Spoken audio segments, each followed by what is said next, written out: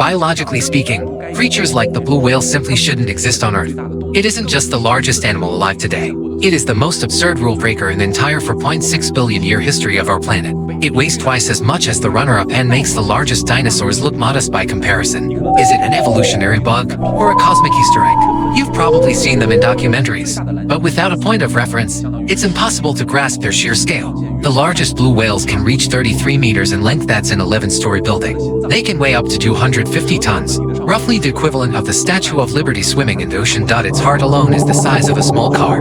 Its tongue weighs as much as 50 adult humans. Its arteries are so wide a child could crawl through them. And its voice, a staggering 190 decibels louder than a jet engine, allowing them to be heard by companions 1,500 kilometers away. Behind these exaggerated numbers lies a mystery that has baffled scientists for decades. How exactly did this behemoth get so incredibly big? To find the answer, we have to rewind the clock 50 million years. Welcome to ancient Pakistan. Here lived a creature that looked like a bizarre mix between a wolf, a deer, and a hippo, known as Pakicetus. You might wonder, what does this little guy have to do with a blue whale?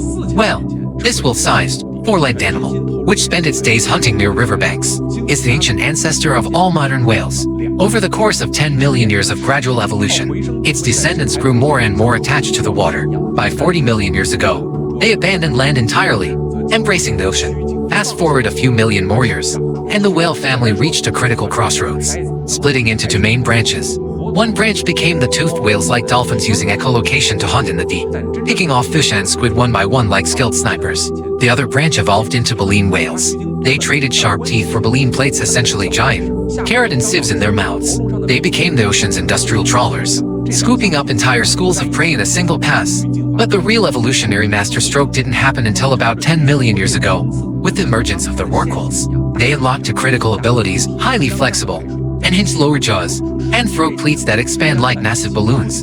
Combined, these features unlock the ultimate evolutionary skill, lunge-feeding. They charge at a swarm of prey, open their jaws like a massive trap, and engulf a volume of water equal to their own body weight. Then, they use their baleen to filter out the food. It is an incredibly efficient feeding machine. But here is the strangest part: even with this overpowered feeding method, whales remained relatively small. It wasn't until just 5 million years ago that they suddenly ballooned into the giants we know today. And bizarrely, all species of rorquals grew massive at the exact same time.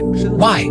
The answer is hidden deep within the ocean, driven by a massive environmental shift. The intensification of oceanic UPWE, LLING. Simply put, as strong winds blow surface water away from the coast, cold, nutrient-rich water from the deep sea rushes up to replace it. Around 5 million years ago, due to intense shifts in Earth's climate and geology, this process went into overdrive. This triggered a massive explosion of phytoplankton, which in turn fed astronomical numbers of krill. For the whales, it was an all-you-can-eat buffet forged by nature itself. Food was so abundant that their gulp feeding technique suddenly became the most efficient way to survive. So, why did the blue whale specifically hit the absolute ceiling of Earth's biological limits? The secret lies in its extreme diet. The blue whale almost exclusively eats krill. A single krill is the size of your thumb, but they are the energy density kings of the sea. They gather in terrifying numbers, up to 30,000 in a single cubic meter. A blue whale can swallow half a ton of krill in a single gulp. That's equivalent to what a human eats in a year. But krill have a boom and bust life cycle. They explode in numbers during the summer and vanish in the winter. This forced the blue whale into an extreme lifestyle, binge eating all summer to build up massive fat reserves, then migrating thousands of miles to warm waters in the winter, surviving for months without a single bite of food. Evolution's answer to this harsh reality was simple: get bigger. A bigger mouth means catching more krill at once. A bigger body means storing more fat to survive the long fast. To beat the game of survival, the blue whale just kept sizing up.